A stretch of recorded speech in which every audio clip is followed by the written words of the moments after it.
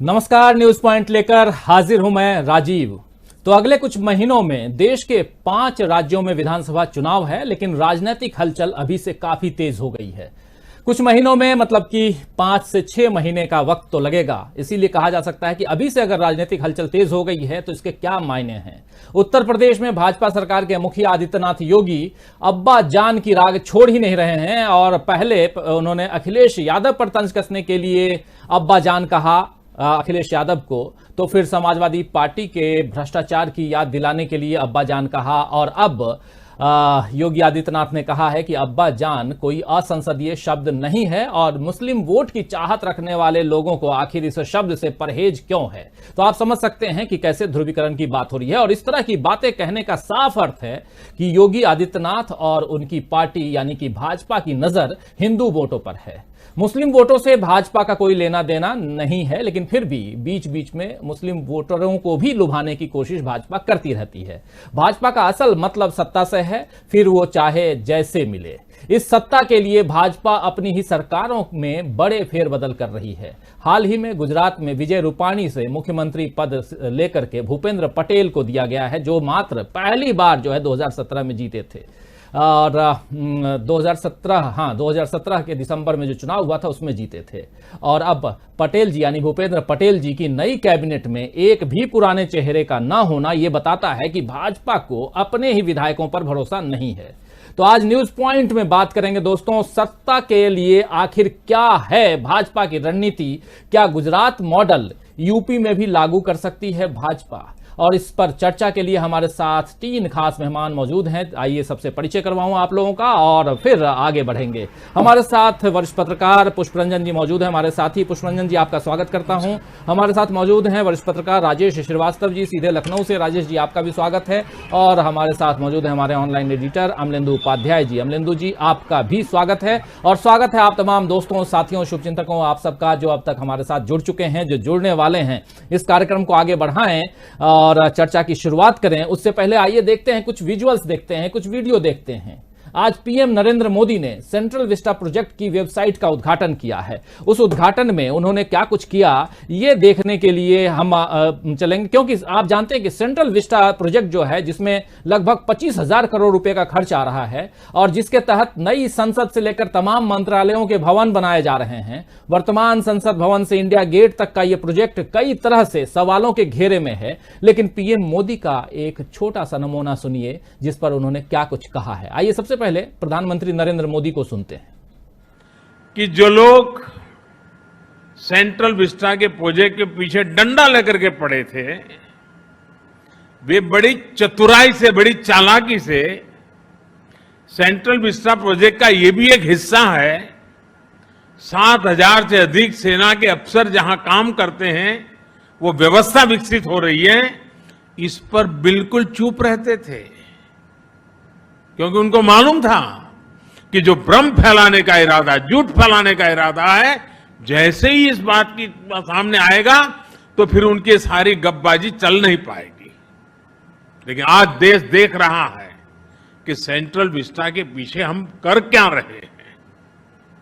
अब देखिए, अब केजी मार्ग और अफ्रीका एवेन्यू में बने ये आधुनिक ऑफिस राष्ट्र की सुरक्षा से जुड़े हर काम को प्रभावी रूप से चलाने में बहुत मदद करेंगे।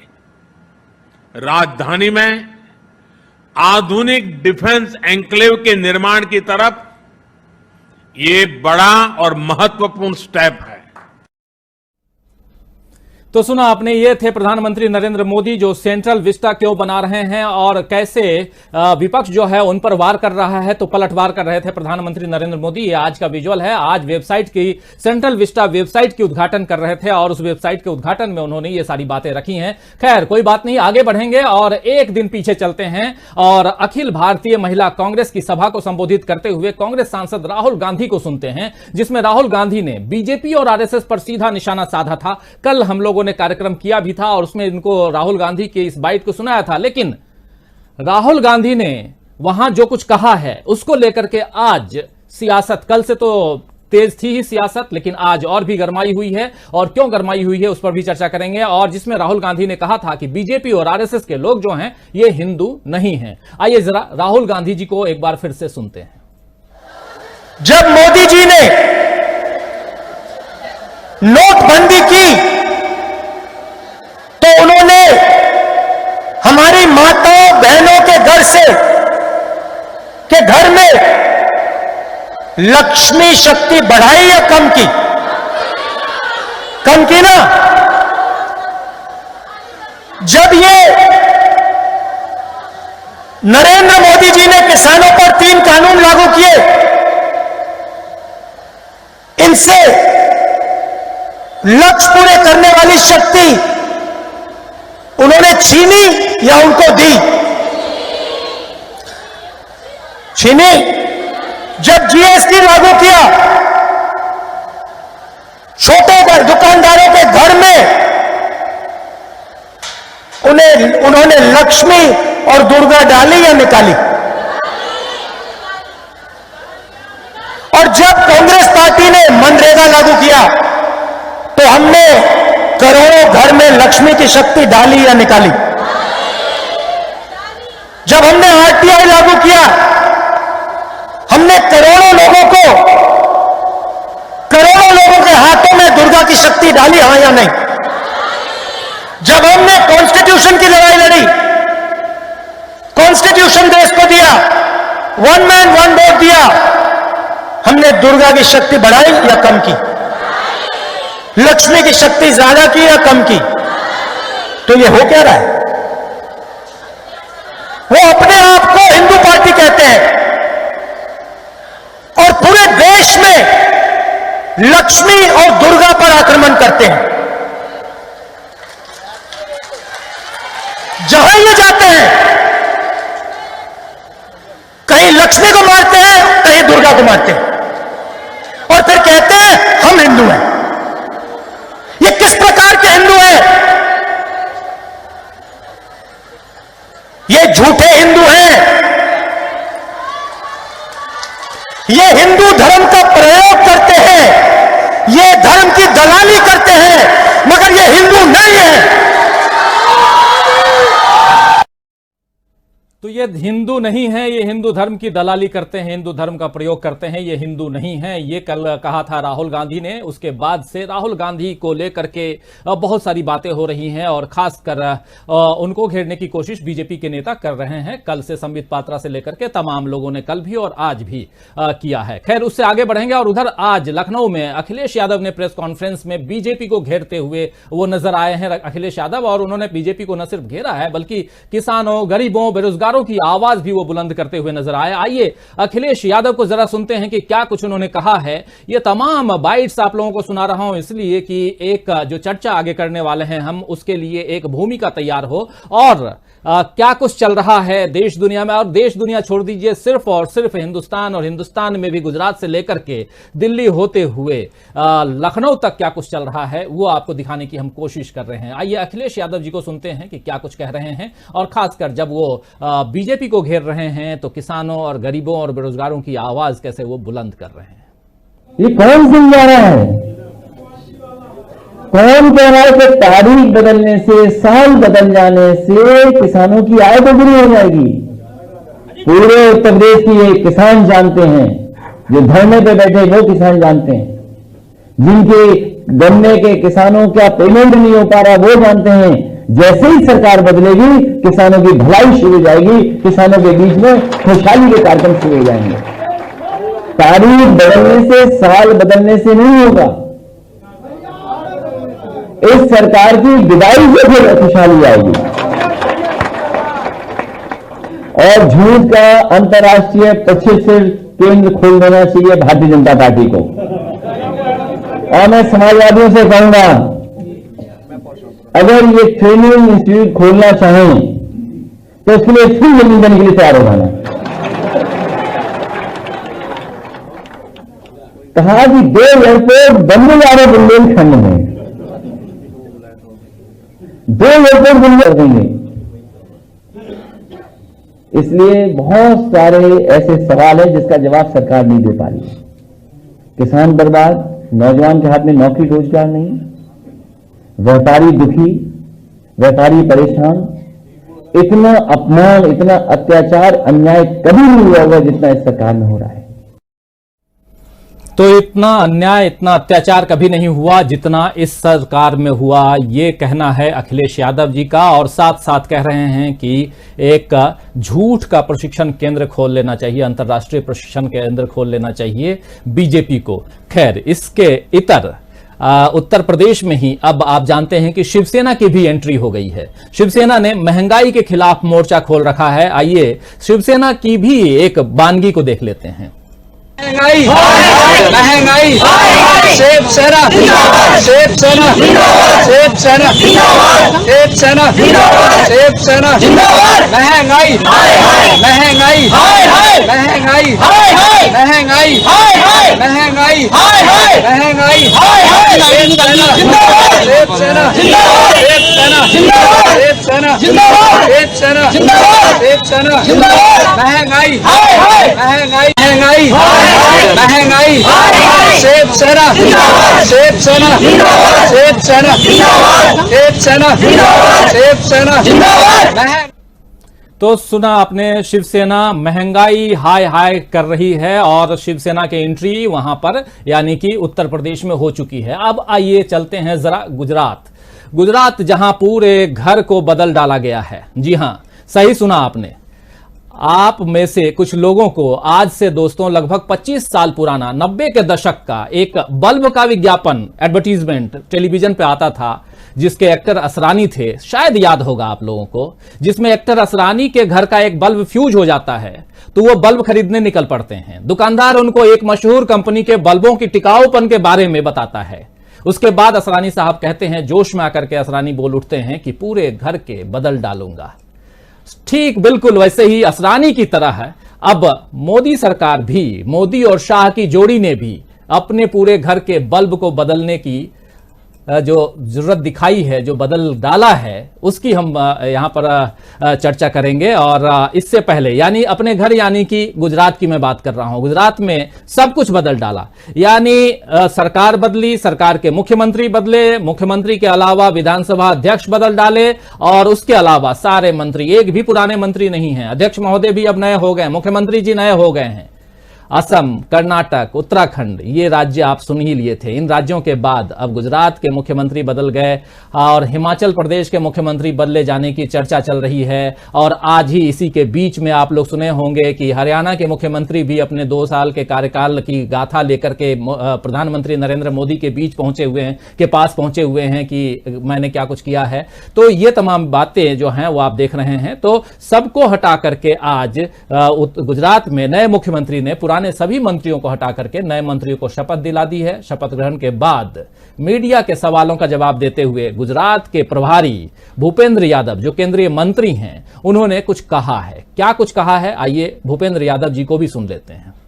कर रही है नेतृत्व की नई ऊर्जा देने के लिए। और ये पार्टी में लगातार, लोकतांत्रिक पार्टी में भारतीय जनता पार्टी का ऐसा एक विशिष्ट स्वरूप है कि हम सब लोगों को सभी प्रशासनिक, सामाजिक, पार्टी, संगठनात्मक सभी कार्य करने का अवसर प्रदान करते हैं। नहीं, ऐसा सब लोग जो जिनको संगठन का दायित्व मिला है, पार्टी का काम मिला है, सब लोग चुनाव लड़ेंगे। इसका चुनाव से कोई लेना देना नहीं। चुनाव पुरानी टीम, नई टीम, सब लोग लड़ेंगे, सब मिलकर के लड़ेंगे, लड़ेंगे भी और जीतेंगे। वो पार्टी बिल्कुल अभी ऐसा पार्टी सारी चुनाव में जाएगी, कर रही है।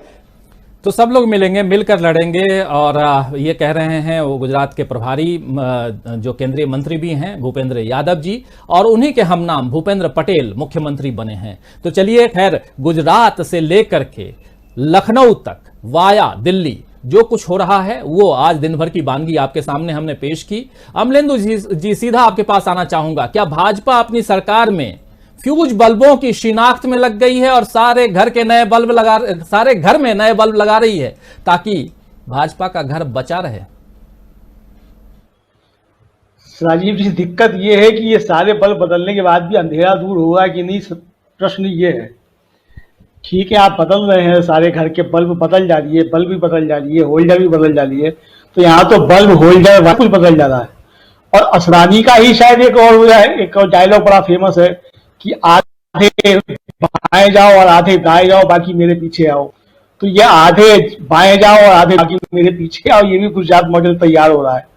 तो इसको यही कहा जा सकता है। मुझे लगता है कि ये गुजरात मॉडल के जरिए जो है ये कहीं हमारे उत्तर प्रदेश में तो डराने की कोशिश नहीं हो रही है कि देखो उत्तर गुजरात मॉडल ऐसा है और हम यहाँ भी अब ये कर सकते हैं, क्योंकि संकट जो है वो दिल्ली के सामने जो है वो उत्तर प्रदेश ज्यादा है इस समय, क्योंकि समझा यह जाता है कि उत्तर प्रदेश से चुनौती मिल रही है, दिल्ली उससे निपट नहीं पा रही है और चुनाव सिर पे है। और जिस तरीके से लखनऊ जो है वो दर हो गया है और अड़ गया है, जो खबरें आ रही हैं उसके मुताबिक, तो उससे लगता है कि शायद गुजरात मॉडल के जरिए जो है वो अब लखनऊ को डराने की कोशिश जो है वो की जा रही है।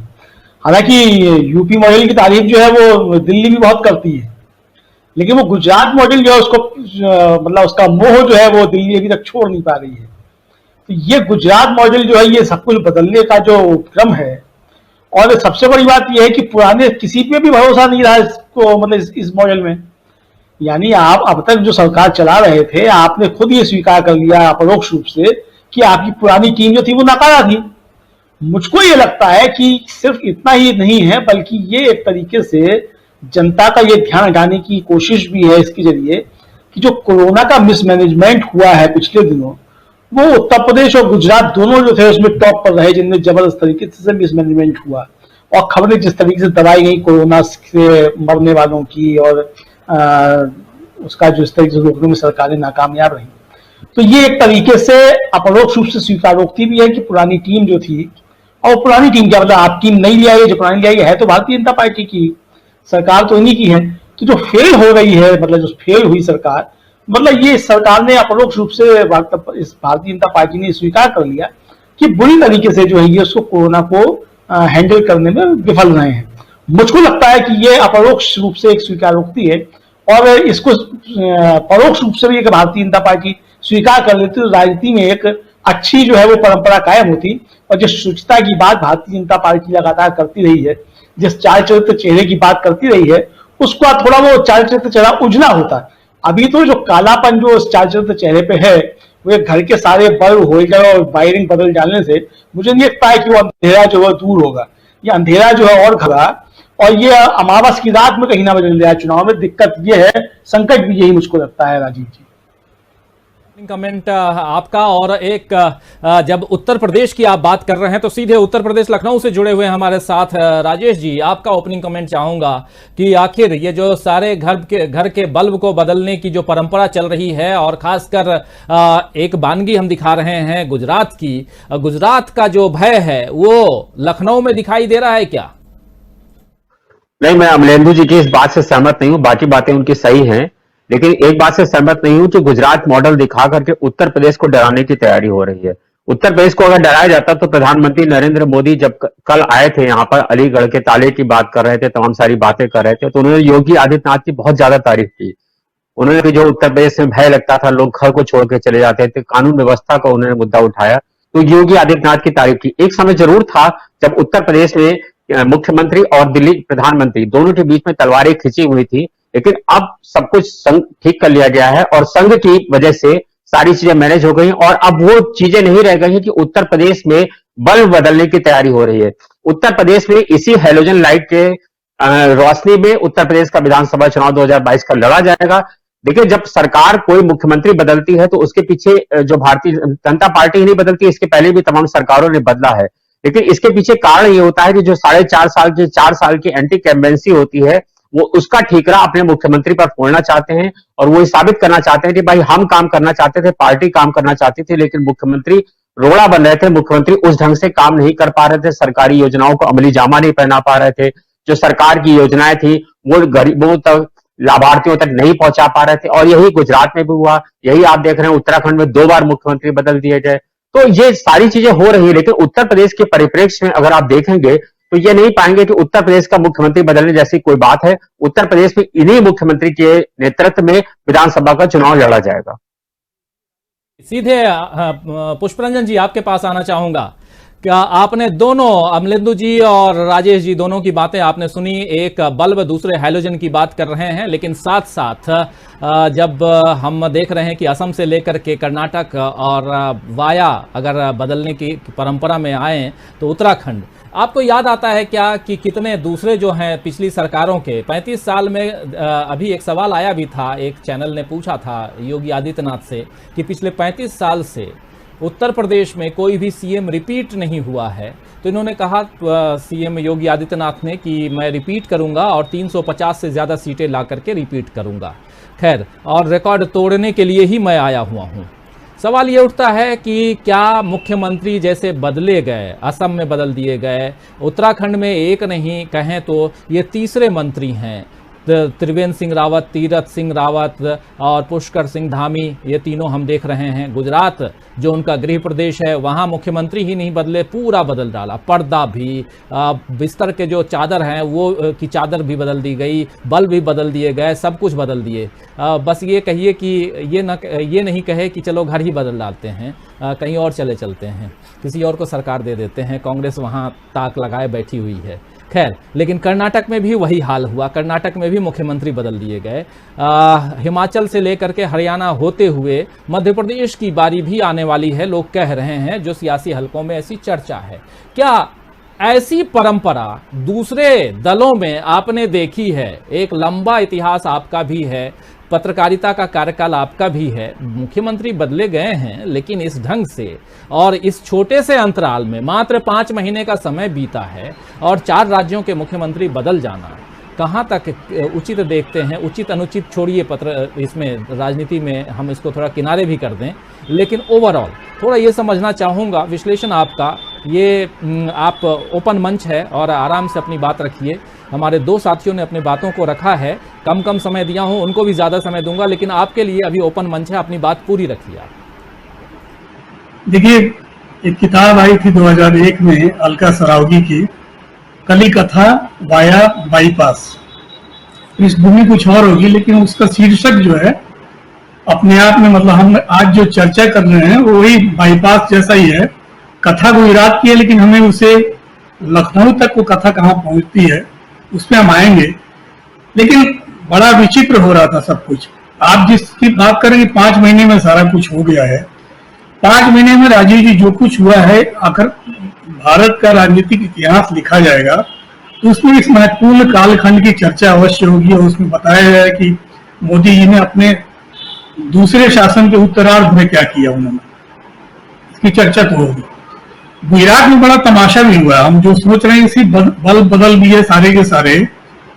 होता क्या है कि घर में हम जब सारा एलईडी बदलते हैं तो एक आध बल्ब से प्यार भी हो जाता है, उसमें एक आध सीएफएल पुराना भी रख लेते हैं, उसे लगा देते हैं।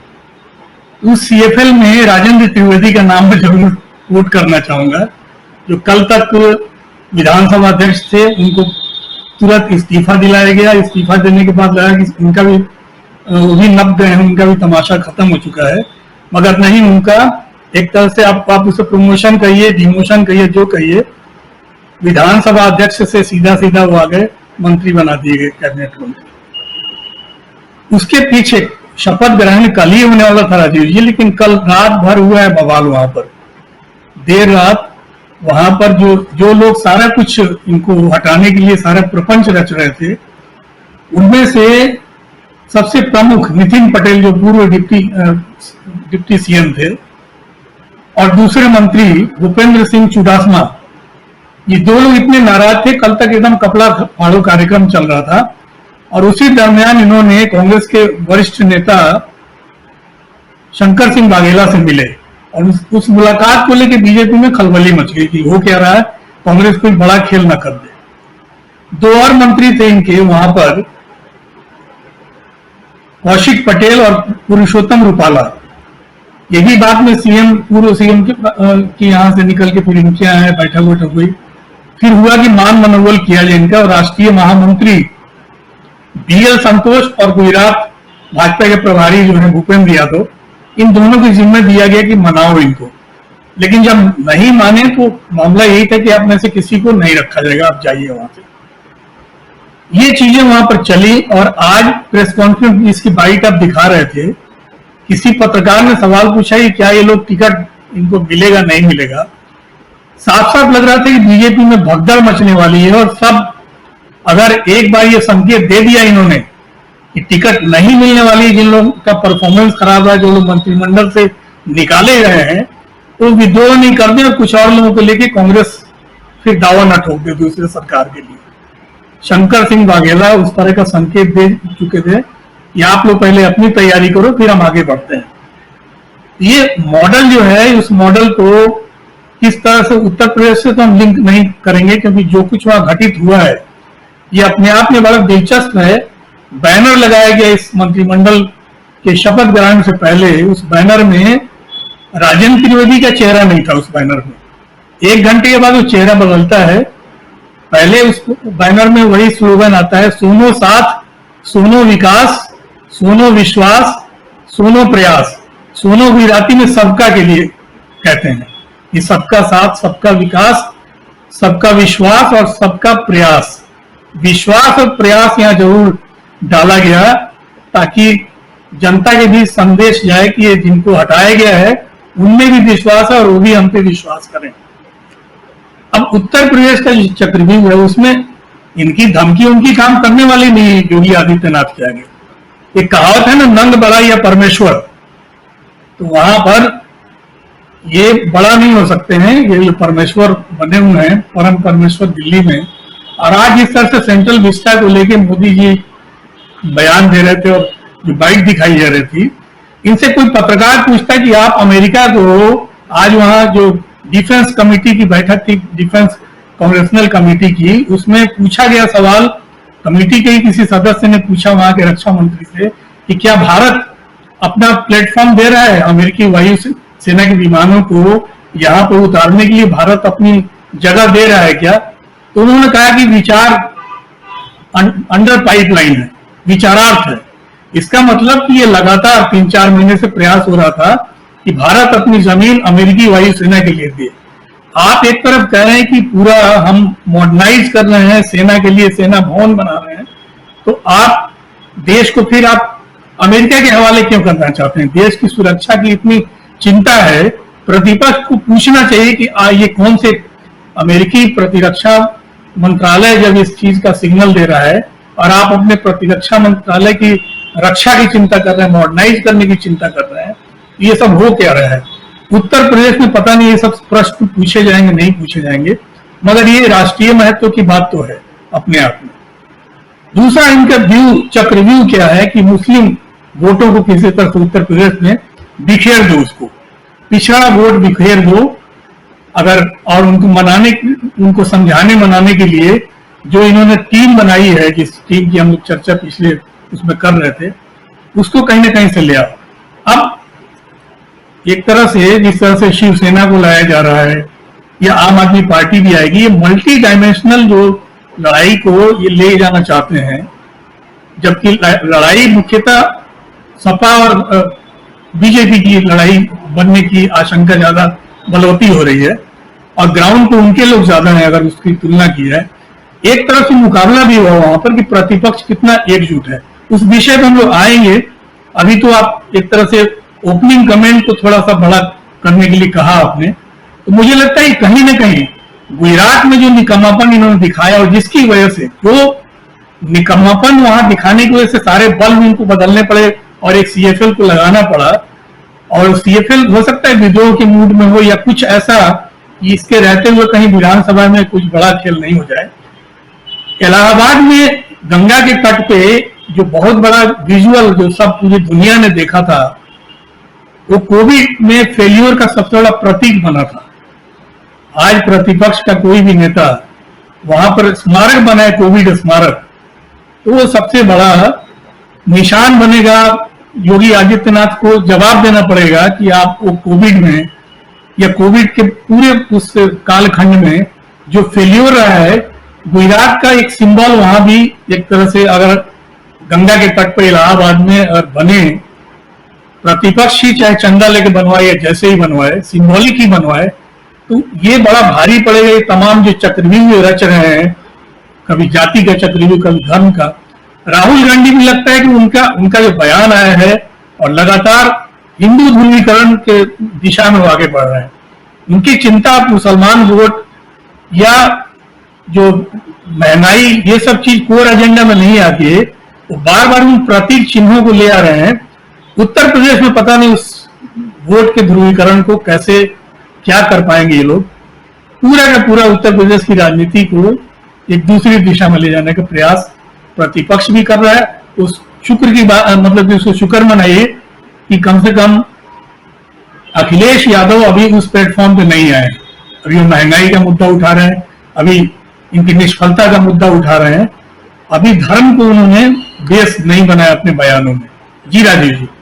बिल्कुल बिल्कुल। और राहुल गांधी की, आप जो कह रहे हैं, राहुल गांधी की जो मेन मुख्य चिंता है वो यही है कि हिंदू वोट को कैसे, क्योंकि हिंदू वोट जो है वो इनसे छिटका हुआ है, कांग्रेस से छिटका हुआ है, और उसको कैसे पोलराइज किया जाए, कैसे अपनी ओर आकर्षित किया जाए। ये बात तो आप बिल्कुल सही कह रहे हैं। लेकिन उसके अलावा हम गुजरात की बात कर रहे हैं, और गुजरात वाया दिल्ली टू लखनऊ, यानी गांधीनगर से दिल्ली होते हुए लखनऊ में क्या कुछ चल रहा है उसको समझने के लिए, जानने के लिए हमारे पास इस वक्त लखनऊ से सीधे मौजूद हैं हमारे साथी राजेश श्रीवास्तव जी, और साथ में ग्रेटर नोएडा जो दिल्ली के से सटा हुआ लेकिन उत्तर प्रदेश का हिस्सा है, वहां से हमारे ऑनलाइन एडिटर अमलेंदु उपाध्याय जी हैं। अमलेंदु जी, आपके पास आऊंगा, लेकिन उससे पहले बहुत सारे साथी अपने अपने विचारों को रख रहे हैं। उनके कुछ विचारों को आप लोगों के बीच रखता हूं। भारतीय नागरिक जो है वो किसान एकता की बात कर रहे हैं, बड़ी यूनिस भी हैं, कह रहे हैं कि योगी जरूर रिपीट होगा गोरखपुर में, कह रहे हैं कि योगी जी जरूर रिपीट होंगे लेकिन गोरखपुर में होंगे। अभिषेक भी हैं,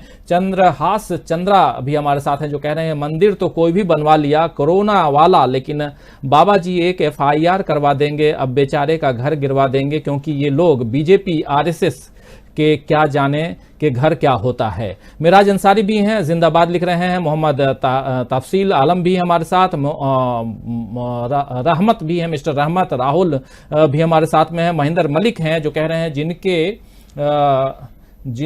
इनके झांसे में कोई ना आने वाले हैं, हिंदू मुस्लिम ब्रदरहुड जिंदाबाद कह रहे हैं। कृष्णेंदु भट्टाचार्य लिख रहे हैं कि what is your take on the fate of chief minister of Tripura, will he also have to गो।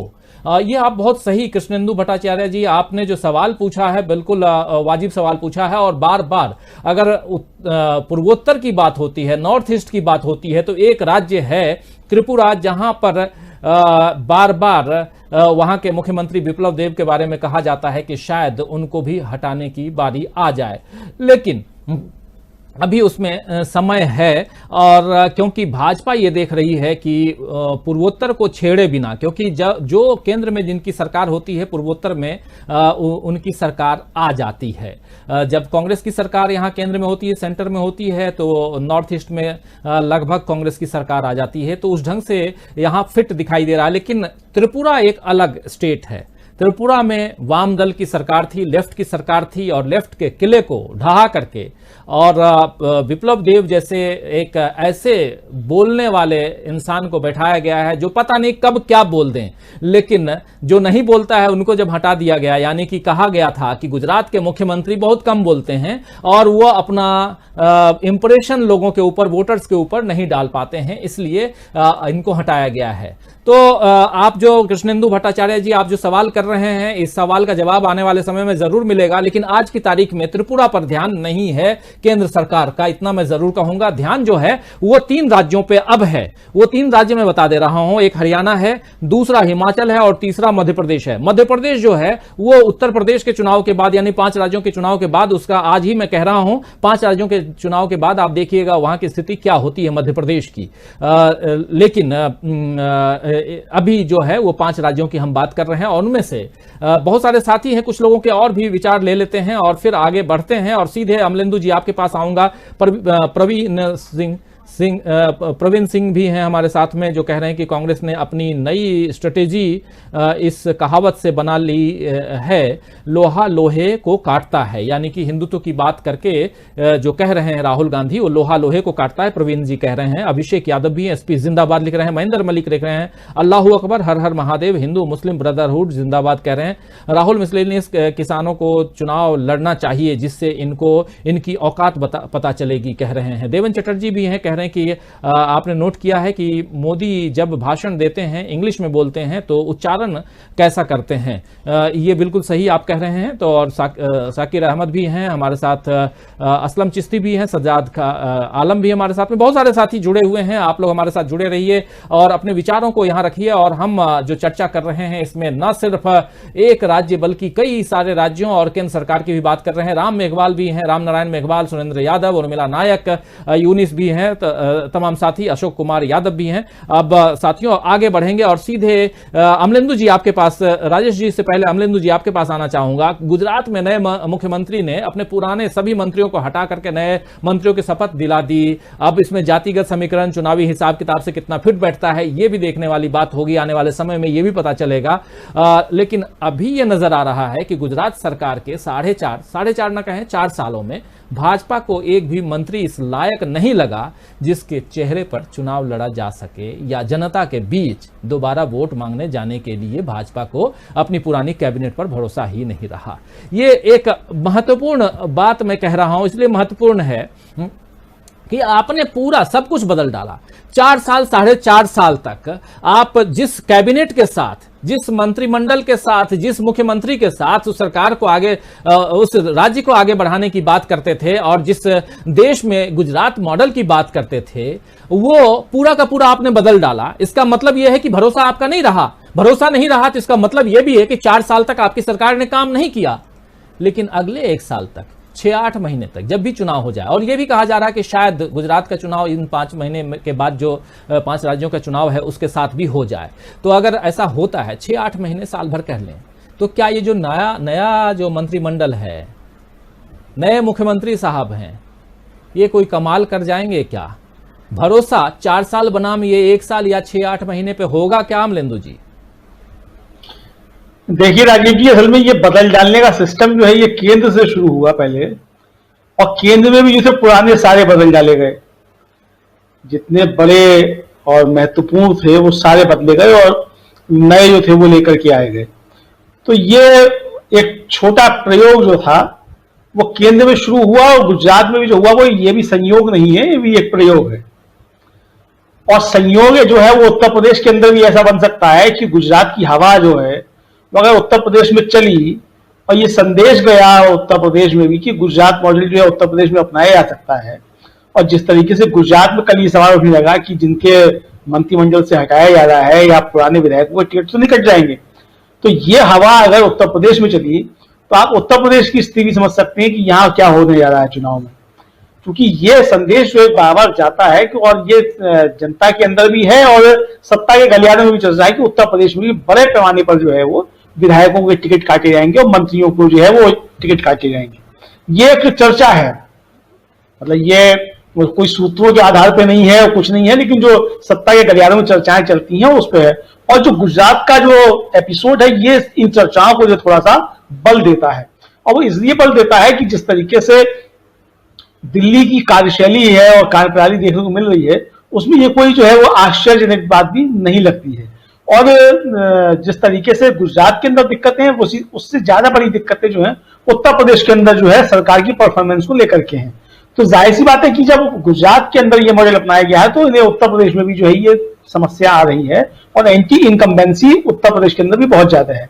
अब ये बात अलग है कि एंटी इनकम्बेंसी जो है वो प्रदेश सरकार के खिलाफ है या केंद्र सरकार के खिलाफ है, इसको तय करना जो है ये देखा जाएगा कि किसके खिलाफ है। मुझे लगता है कि एंटी इनकम्बेंसी जो है केंद्र और राज्य सरकारों दोनों के खिलाफ जो है वो है गुजरात में भी है, उत्तर प्रदेश में भी है। और अगर गुजरात में समय से पहले चुनाव कराया जाता है, जैसे की चर्चाएं हैं, सत्ता के गलियारों में भी चर्चाएं हैं, कयास भी लगाए जा रहे हैं, मुझे लगता है कि इसका फायदा भारतीय जनता पार्टी को शायद नहीं होगा। और इसलिए नहीं होगा, जैसे मैंने पहले भी कहा कि आपने अपरोक्ष रूप से स्वीकार कर लिया कि आपकी पुरानी टीम जो थी वो बुरी तरीके से फेल रही है, और तभी आपने सबको बदला है। ऐसा जो है आज तक 70 सालों में नहीं हुआ कि पूरा का पूरा जो है वो मंत्रिमंडल जो सब कुछ बदल जाया जाए, या तक कि विधानसभा अध्यक्ष भी बदल दिया जाए। तो ये 70 सालों में जो कुछ नया करने की जो सनक है, तो ये सनक जो है वो ये कुछ भी करा सकती है। तो इस सड़क का नतीजा जो है, ये इसके गंभीर परिणाम जो है उत्तर प्रदेश में भी भोगे जा सकते हैं, उत्तराखंड में भी भोगे जा सकते हैं, और गुजरात भी भोगे जा इसके परिणाम। ऐसा नहीं है कि 70 सालों में जो नया करने का कोई जुनून है और जो रिकॉर्ड बढ़ाने की एक जो अदम्य आकांक्षा है कि 70 सालों में जो कुछ नहीं हुआ वो हम करके दिखाते हैं, तो ये जो है वो देश के लिए तो मुसीबत बनता ही है। ये 70 साल के बनाम 7 साल जो कहा जा रहा है, तो ये देश के लिए तो मुसीबत बनता ही है, भारतीय जनता पार्टी के लिए बड़ी मुसीबत बनेगा। दिक्कत ये है कि भारतीय जनता पार्टी के अंदर अब कोई इस तरीके की आवाज नहीं है जो इन 70 सालों को बदल डालने की अदम्य आकांक्षा के ऊपर जो सवाल उठाने की जो है जरूरत कर सके, क्योंकि पार्टी तो रही नहीं है, ये जो है वो एक व्यक्ति की सरकार जो है एक व्यक्ति की पार्टी में तब्दील हो चुकी है, तो इसलिए वहां ये दिक्कतें हैं। मुझको लगता है कि ये चीजें जो है उत्तर प्रदेश के अंदर भी जो है भारतीय जनता पार्टी के लिए संकट पैदा करेंगी, और भले ही अभी जो है हिम्मत नहीं जुटा पा रही हो दिल्ली उत्तर प्रदेश के अंदर सब कुछ बदल डालने की, लेकिन जब चुनाव के टिकट बटेंगे और टिकट की घोषणा होगी, तब योगी आदित्यनाथ का जो है वो कुछ भी नहीं चलेगा टिकट बंटवारे में, ये तय है। ये सब कुछ दिल्ली तय करेगी, और जब दिल्ली तय करेगी तो ये भी तय है कि 150 से ज्यादा कम से कम विधायकों के टिकट कटेंगे। और जो सूत्रों से खबर आ रही है और जो चर्चाएं हैं वो ये भी है कि 150 से ज्यादा भाजपा के विधायक जो हैं वो दूसरे दलों के संपर्क में भी हैं। तो ऐसी स्थिति में उत्तर प्रदेश के अंदर क्या स्थिति बनेगी, और इस तरीके के जब प्रयोग किए जाते हैं तो उसके परिणाम अच्छे नहीं आते हैं। मुझको ध्यान पड़ता है शायद 2012 के चुनाव में जो है मायावती ने भी इसी तरीके से 100 से ज्यादा विधायकों के टिकट जो थे वो काटे थे, और उसके परिणाम क्या आए थे वो 2012 के चुनाव में मालूम पड़ गया था। तो इस तरीके की अगर परिस्थितियां बनती हैं तो उत्तर प्रदेश जो है वो भारतीय जनता पार्टी के लिए 2000 बन जाएगा जो मायावती के लिए बना था। तो इसमें भी कोई मुझे नहीं लगता है कि शंका हो सकती है, लेकिन बात यही है कि क्या दिल्ली जो है वो उत्तर प्रदेश के अंदर इस चुनाव में यही सब करेगी जो उसने गुजरात में किया है। अगर ये सब होता है और टिकट भी इस तरीके से बदले जाते हैं तो मुझे लगता है कि जो अभी तक गुस्सा विधायकों का योगी आदित्यनाथ के खिलाफ था वो कहीं जो है भारतीय जनता पार्टी के शीर्ष नेतृत्व के खिलाफ ना हो जाए और जनता के अंदर भी उसकी नाराजगी होगी। देखिए, कोई भी विधायक अगर चुन के आता है तो उसका कितना भी खराब परफॉर्मेंस हो, अपनी कॉन्स्टिट्यूंसी में उसके 10 से 12 हजार लोग जो है वो होते हैं जो उसके कहने पर वोट इधर से उधर करते हैं। अगर 150 के आसपास उत्तर प्रदेश के अंदर विधायकों के टिकट भारतीय जनता पार्टी काटती है तो 10 से 12 हजार हर कॉन्स्टिट्यूंसी में जो वोट इधर से उधर होगा तो नुकसान कुल मिलाकर भारतीय जनता पार्टी को ही होगा। और ऐसे संकट के समय में कि जब आपसे जो है सब नाराज है, ब्राह्मण भी नाराज है, ओबीसी भी नाराज है, दलित भी नाराज है, तो ऐसे में फिर ये विराट हिंदू सम्मेलन जो है ये बनेगा कहाँ, ये होगा कहाँ सम्मेलन? संकट जो है मुझको लगता है कि ये आने वाले समय में होगा। अब देखना है कि भारतीय जनता पार्टी जो कैसे निपटती है, आरएसएस संघ परिवार जो है वो किस तरीके से जो है दिल्ली को बांधने की कोशिश करता है। आप मध्य प्रदेश के अंदर कुछ भी करें, गुजरात में कुछ भी करें, उत्तर प्रदेश के उत्तराखंड में कुछ भी करें, लेकिन उत्तर प्रदेश जो है वो ना तो उत्तराखंड है, उत्तर प्रदेश ना असम है, उत्तर प्रदेश ना गुजरात है, उत्तर प्रदेश है।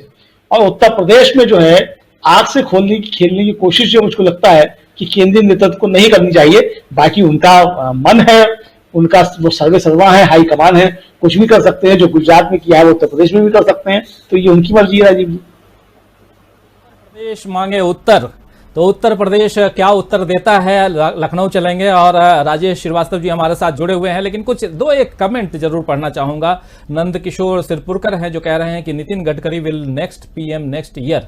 ये कह रहे हैं कि अगले साल ही नितिन गडकरी हो सकते हैं अगले पीएम। बहुत बड़ी ब्रेकिंग खबर है अगर इस बात पे भरोसा किया जाए तो। और नितिन गडकरी जिस प्रकार अपने बयान दे रहे हैं और सीधा मोर्चा खोल रहे हैं, और मुख्यमंत्रियों की जब बात होती है तो और उसमें कि आज की तारीख में जो अभी पिछले दिनों जो 2-3 दिन पहले 4 दिन पहले जो नितिन गडकरी का बयान आया है कि मुख्यमंत्री आप हैं लेकिन आपको पता नहीं कि कब तक आप हैं, धुकधुकी लगी हुई है, ये अपने आप में बहुत बड़ी बात है। बहुत बड़ा सेंटेंस जो है, मतलब बयान जो है वो नितिन गडकरी की तरफ से आया हुआ है वो बयान, और इसके क्या मायने हैं और इतनी हिम्मत नितिन गडकरी की मोदी जी के सामने कैसे हो गई, ये समझना होगा।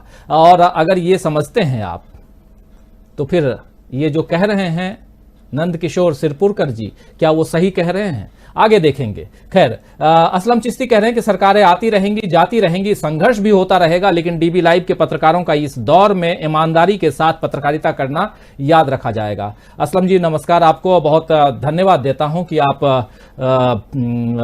हम पे भरोसा करते हैं और हमें देखते हैं और तारीफ करते हैं, सराहते हैं। बहुत धन्यवाद आपको। और एक और भी पढ़ना चाहूंगा, चंद्रहास चंद्रा जी कह रहे हैं कि मेरा मानना है कि इस समय नरेंद्र दामोदर दास मोदी अपने आप को राजा मान लिए हैं। क्या किसी मुख्यमंत्री को बदलना इतना आसान रहता है? संविधान की धज्जियां उड़ा रहे हैं।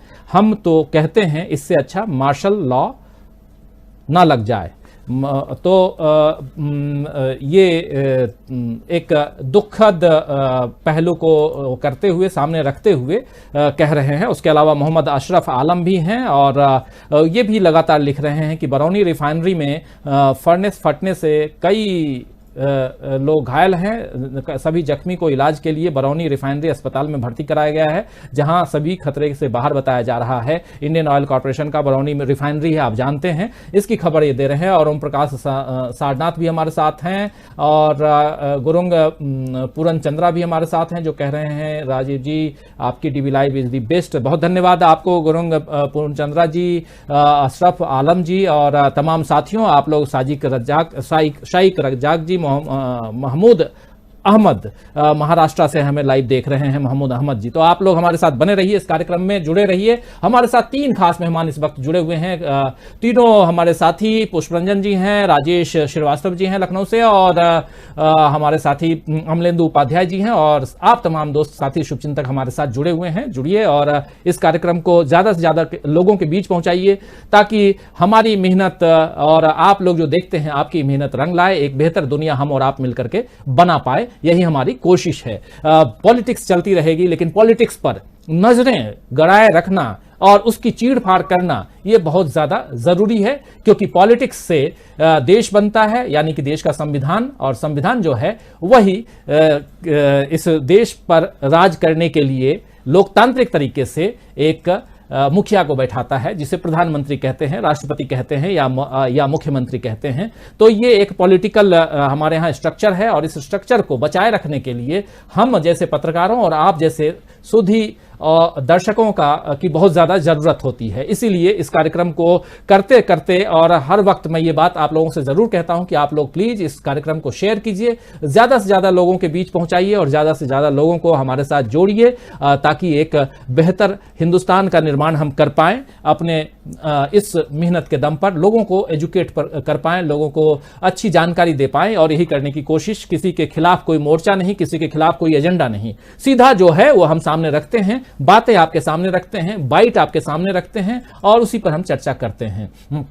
बहुत महत्वपूर्ण बातें इस वक्त चल रही हैं, और गुजरात से लेकर के लखनऊ तक की, या कहें गांधीनगर से लेकर लखनऊ तक, या गुजरात से लेकर के उत्तर प्रदेश तक जो बातें चल रही हैं, उत्तर प्रदेश पे जो जरा आना चाहूंगा। और राजेश जी, ये समझने की कोशिश करता हूं आपसे कि जैसे हम बात कर रहे हैं गुजरात की, बात कर रहे हैं उत्तराखंड की, हम बात कर रहे हैं कर्नाटक की, मुख्यमंत्री बदलने की चर्चा, और इतनी जल्दी इतनी आसानी से मुख्यमंत्री बदल दिए जाते हैं सब जगह। एक मुख्यमंत्री बदलने की चर्चा तो भाई साहब वहां भी हुई थी, उत्तर प्रदेश में भी हुई थी। अगर हम ये कहें, जैसे आपने भी थोड़ी देर पहले भी कहा पहले वक्तव्य में, कि वहां हैलोजन के उसमें रहेगा, बल्ब तो छोड़ दीजिए, चलिए आपकी बातों को मैं मान लिया, लेकिन क्या ये एक तरह से जो चर्चाएं आम थी कि मुख्यमंत्री बदले जा रहे हैं राजेश जी, वो फिर बाद में ये चर्चा भी, आपने भी हमारे इसी कार्यक्रम में, आप हमारे साथी लगातार अपनी बातों को रखते रहे इस कार्यक्रम में, आपने भी कहा था कि ये चर्चा तो चल रही है लेकिन शायद ना बदले जाए, नहीं बदले गए। आपकी बात बिल्कुल सही निकली। लेकिन एक योगी जी बनाम मोदी जी जाकर के तारीफ करते हैं, योगी जी अपने मंच से मोदी जी की तारीफ करते हैं। सियासत में हम और आप पत्रकारिता कर रहे हैं, बहुत अच्छी तरह से जानते हैं कि 2 चीजें होती हैं, एक जो है हाथी के दिखाने वाले दांत होते हैं, और एक होते हैं हाथी के खाने वाले दांत। लोग आपस में एक दूसरे के राइवल होते हैं, लेकिन उसके बाद भी जनता के बीच जाकर के एक दूसरे की तारीफ करनी पड़ती है, और वो ये तारीफ यहां दिखाई दे रही है। आपको नहीं लगता है कि आने वाले समय में थोड़ा पॉलिटिकल, बिल्कुल मैं हर चीज से अलग निकल करके एक बात आपके सामने रख रहा हूं और उसकी समीक्षा बहुत ईमानदारी के साथ आपसे भी चाहूंगा कि आने वाले समय में प्रधानमंत्री, अभी कल 17 तारीख को प्रधानमंत्री 69 साल पूरे करके शायद 70 साल के हो जाएंगे या 71 साल के होंगे, अभी पूरा उनका मुझे ध्यान नहीं आ रहा है, लेकिन आप लोग करेक्ट कर देंगे 70 होंगे कि 71 साल के होंगे, जो भी हो, कल उनका जन्मदिन है। और ऐसे में उनके पास काम करने का 2, 4, 5 साल और है, जैसा कि बीजेपी कहती रही है कि 75 साल में रिटायरमेंट, उस हिसाब से जो भी है आने वाले समय में एक सेकंड लाइन की अगर बात होती है तो सबसे पहला नाम योगी आदित्यनाथ का नजर आता है। मोदी जी, प्रधानमंत्री नरेंद्र मोदी जी के बारे में जब बात होती है तो यह कहा जाता है कि एक राइवल के रूप में अपने सामने वो देखते हैं योगी आदित्यनाथ को, और योगी आदित्यनाथ को चाहे मुख्यमंत्री की कुर्सी चाहिए तब भी उनको उस कुर्सी को छीनते हुए लोगों ने महसूस किया, देखा नहीं, हमने नहीं देखा इसलिए मैं नहीं कह रहा हूं, देखना, महसूस किया, सुना, सूत्रों के हवाले से सुना, जिस हवाले से सुना कि कुर्सी किसी और को मिल रही थी, वो आए, फिर कुर्सी उनकी जा रही थी लेकिन वो बैठे रहे। आने वाले समय में आज उन्होंने जो कल उन्होंने एक मीडिया से चर्चा में कहा कि नहीं तो मैं ही मुख्यमंत्री रहूंगा, उस रिकॉर्ड को तोड़ूंगा, तो ये भी एक हठीपन दिखाई दे रहा है। आने वाले समय में जिस प्रकार गुजरात के मुख्यमंत्री मोदी और शाह बदल देते हैं, जिस प्रकार उत्तराखंड के मुख्यमंत्री मोदी और शाह बदल देते हैं, जिस प्रकार असम के मुख्यमंत्री मोदी और शाह बदल देते हैं, एक ये कठिनाई तो उत्तर प्रदेश में दिखाई तो दे रही है ना भाई साहब। इस कठिनाई के सामने जब एक हठीपन है योगी आदित्यनाथ के सामने, जो बातें नहीं सुन रहे हैं, उनके साथ कोई और दूसरी अदृश्य शक्ति जो है वो काम कर रही है, चाहे वो आरएसएस की शक्ति हो, काम कर रही है, तो एक चुनौती तो है ना। उस चुनौती को लेकर के, यानी चुनौती मोदी के सामने योगी की, और आने वाले समय में अगर ये चुनाव सामने है, जो आपसी जो प्रतिद्वंदिता होती है उसमें आप दिखाने के लिए कुछ भी कहें, क्या मोदी जी चाहेंगे कि उनके सामने उनके पैरेलल योगी खड़े हो जाएं? राजीव जी, आपने बहुत सारी बातें कही, लेकिन मैं उत्तर प्रदेश में आने से पहले मैं कुछ बातें कहना चाहता हूं। जैसे हमारे साथी अमलेंदु जी ने और पुष्परंजन जी ने कहा, और आप लगातार इस बात को उठा रहे हैं कि गुजरात से लेके और उत्तराखंड और सब जगहों पर मुख्यमंत्री और टीम बदली जाती है। आप अगर इसको ठीक से अध्ययन करना चाहें तो आप मुख्यमंत्री नरेंद्र मोदी का मुख्यमंत्री का कार्यकाल देख लीजिए। जब वो गुजरात में मुख्यमंत्री थे और वहां बना के मुख्यमंत्री भेजे गए थे, पहली बार जब चुनाव उन्होंने लड़ा तब उसके बाद तो उन्होंने जैसा चाहते थे पार्टी वैसा चलाया है। लेकिन जैसे उनका दूसरा कार्यकाल शुरू होता है, आप देख लीजिए, उन्होंने जब भी दूसरा कार्यकाल शुरू किया, लगातार वो मुख्यमंत्री रहे वहां पर, और उन्होंने हर बार विधायकों का टिकट बदले। विधायकों का टिकट तो आप छोड़ दीजिए, वो पार्षदों के टिकट बदल देते थे। पार्षदों का टिकट जबकि एक छोटे मोहल्ला स्तर पर होता है, वो भी वो बदल देते थे, क्योंकि प्रधानमंत्री नरेंद्र मोदी का जो ऑरा उन्होंने अपने चारों तरफ एक बना लिया है, उसमें उनको ये लगता है कि अगर पूरी पार्टी या पूरा केंद्र बिंदु हम ही है, यानी कि पूरे गुजरात में किसी के चेहरे पर पार्टी नहीं लड़ती थी। वहां भारतीय जनता पार्टी चुनाव नहीं लड़ती थी, वहां पर कोई प्रत्याशी चुनाव नहीं लड़ता था, वहां पर प्रधानमंत्री नरेंद्र मोदी, वहां पर उस समय गुजरात के मुख्यमंत्री नरेंद्र मोदी चुनाव लड़ते थे, और उसी के चेहरे पर पार्टी लगातार जीतती थी, और पार्षद जिसका टिकट काटा जाता था वो भी नए प्रत्याशी को हरा नहीं पाता था। इसीलिए आज भी प्रधानमंत्री नरेंद्र मोदी उसी रणनीति पर चल रहे हैं, और उन्होंने हर जगह पर वही काम किया है, और लास्ट समय पर उन्होंने मुख्यमंत्री को बदला या बीच में बदला, कई बार उन्होंने टीम बदली, क्योंकि उन्हें लगता है कि हम इस चुनाव में जीत के आएंगे तो किसी और के चेहरे पर नहीं आएंगे। पार्टी को जो वोट मिलते हैं वो नरेंद्र मोदी के नाम पर मिलते हैं। वो इसी एक जो मिथक उनके चारों तरफ बना लिया है उन्होंने, वो इसी मिथक को आगे बढ़ाना चाहते हैं, और उत्तर प्रदेश से उन्हें इसी मिथक से लड़ना पड़ रहा है। वो चाहते हैं कि उत्तर प्रदेश में भी यही रहे कि उत्तर प्रदेश में कोई योगी आदित्यनाथ को नहीं जीत रहा है, योगी आदित्यनाथ के नाम पर वोट नहीं मिला है, उन्हें भारतीय जनता पार्टी के नाम पर वोट मिला है। और ये बात सच भी है कि 2017 में जो चुनाव हुआ था उसमें किसी को नहीं पता था कि योगी आदित्यनाथ मुख्यमंत्री बनेंगे, लेकिन अब जो औरा, दरअसल प्रधानमंत्री नरेंद्र मोदी और योगी आदित्यनाथ दोनों एक ही नेचर के हैं, दोनों पहली बार शीशे से शीशा टकरा रहा है, जिस नेचर के वो है उसी नेचर के वो भी हैं। प्रधानमंत्री चाहते हैं कि सब कुछ हम ही है और नरेंद्र मोदी और योगी आदित्यनाथ भी हैं। आप कह रहे हैं कि योगी आदित्यनाथ के साथ आरएसएस आके खड़ा हो गया है, ऐसा नहीं है। अगर आप उत्तर प्रदेश के लोगों की बात करें तो उत्तर प्रदेश में क्या है कि आरएसएस जो है संघ की बात इस समय नरेंद्र मोदी और अमित शाह दोनों ही नहीं सुन रहे हैं। अगर आप कई संघ के लोगों के जो उनका एजेंडा है उस पर चलेंगे तो आप देखेंगे कि ये लोग उस पर नहीं चल रहे हैं। तो संघ को एक मौका मिल गया है, संघ को एक दीवार मिल गई है कि संघ उसके पीछे आके छिप गया है। यानी संघ जो है मुख्यमंत्री योगी आदित्यनाथ के पीछे आके खड़ा हो गया है, क्योंकि उसको लगता है कि अगर भारतीय जनता पार्टी में संघ का एजेंडा कोई चला रहा है तो वो योगी आदित्यनाथ चला रहे हैं, इसीलिए संघ उनके पीछे आके खड़ा हो गया है मजबूती से। और यही कारण है कि उत्तर प्रदेश में आपके साथ हमारे साथ लगभग 6-7 डिबेट में बैठ चुका हूं आपके साथ। मैंने हर बार लोगों ने ये कहा, लेकिन मैंने आपसे हमेशा ये कहा कि उत्तर प्रदेश में ये नहीं हो पाएगा, क्योंकि हम लोग जिस तरह से रहते हैं देखते हैं चीजों को कि उत्तर प्रदेश में मुख्यमंत्री नहीं बदले जाएंगे। उत्तर प्रदेश में बात हुई मंत्रिमंडल विस्तार की, मंत्रिमंडल विस्तार भी नहीं होगा। जिस तरह से कहा गया कि जो केंद्रीय मंत्री जिनको भेजा गया था गुजरात के करीबी थे प्रधानमंत्री नरेंद्र मोदी कर रहे, अरविंद शर्मा की बात मैं कर रहा हूं कि उनको कैबिनेट मिलाया जाएगा। मैंने तब भी कहा था कि नहीं, अरविंद शर्मा को कैबिनेट में छोड़ दीजिए, डिप्टी सीएम छोड़ दीजिए, उनको कोई मंत्री पद भी नहीं दिया जाएगा। तो मंत्रिमंडल विस्तार में नहीं हुआ, सारी चीजें आप देख रहे हैं, धीरे धीरे वो चीजें सामने आती जा रही है। लेकिन उत्तर प्रदेश में अब जो है मुख्यमंत्री योगी आदित्यनाथ ने सिस्टम जो अपना बना लिया है उसको पूरी तरह से अब योगी आदित्यनाथ अब उस मूड में आ गए हैं, यानी वो चुनाव के। और 2017 का आप चुनाव देख लीजिए, जब से योगी आदित्यनाथ आए हैं, 2019 का चुनाव देख लीजिए, आपको याद होगा ये पहली बार नहीं हो रहा उत्तर प्रदेश में। आप अगर मैं भाषा की बात कर रहा हूं, इस बार अब्बा जान आ गए हैं, चचा जान आ गए हैं। पिछले चुनाव में 2019 का चुनाव था तो अली और बजरंग बली आए थे। मुख्यमंत्री योगी आदित्यनाथ को पता है कि हम इसी चुनाव, इसी रणनीति पर ही उत्तर प्रदेश में चुनाव जीत सकते हैं। यह बात बिल्कुल 100% सच है कि उत्तर प्रदेश के मुख्यमंत्री के पास बताने के लिए कुछ नहीं है। कोई काम उन्होंने ऐसा नहीं किया है जिसके चलते वो ये विकास के तर्ज पर चुनाव लड़ सके। और उत्तर प्रदेश एक ऐसा राज्य है, एक ऐसा सूबा है, उत्तर प्रदेश की सियासत ऐसी है जहां पर काम पर चुनाव नहीं होता है, जहां पर विकास की बातें नहीं होती हैं, यहां पर धर्म होता है, यहां पर जाति होती है। ये उत्तर प्रदेश का एक तरह से कहें, हालांकि सबसे बड़ा राज्य है, लेकिन ये उत्तर प्रदेश का दुर्भाग्य है कि यहां पर सिर्फ उसी की बात होती है। अगर ऐसा नहीं होता तो यहां मियागंज का नाम उन्नाव करने से चुनाव नहीं जीता जाता, यहां पर प्रयागराज का नाम इलाहाबाद का नाम प्रयागराज करने से चुनाव नहीं जीता, फैजाबाद का नाम अयोध्या करने से चुनाव नहीं जीता था, क्योंकि यहां पर योगी आदित्यनाथ को पता है इसी से चुनाव जीते जाते हैं, इसीलिए वो इसी समीकरण को आगे बढ़ा रहे हैं। वो अब्बा जान कह करके आगे बढ़ा रहे हैं। और जो अब्बा जान का वो उनका बयान दे रहे हैं, वो लगातार मुख्यमंत्री, इससे जब ये सवाल पूछा गया, अभी आपने जिस चैनल की जिक्र किया था उन्होंने पूछा था कि आप क्या अब्बा जान कहके अखिलेश को चिढ़ाते हैं, तो उन्होंने यही कहा कि मैंने अखिलेश का नाम नहीं लिया है और अखिलेश का नाम मैं नहीं ले रहा हूं, अखिलेश का नाम आप लोग ले रहे हैं। तो अखिलेश को वो चिढ़ा रहे हैं लगातार, वो ये कह रहे हैं कि हमने जो है अखिलेश का नाम ले लिया है और अखिलेश यादव चिढ़ते हैं अब्बा जान के नाम लेकर के, इसीलिए सारी चीजें बिगड़ रही हैं।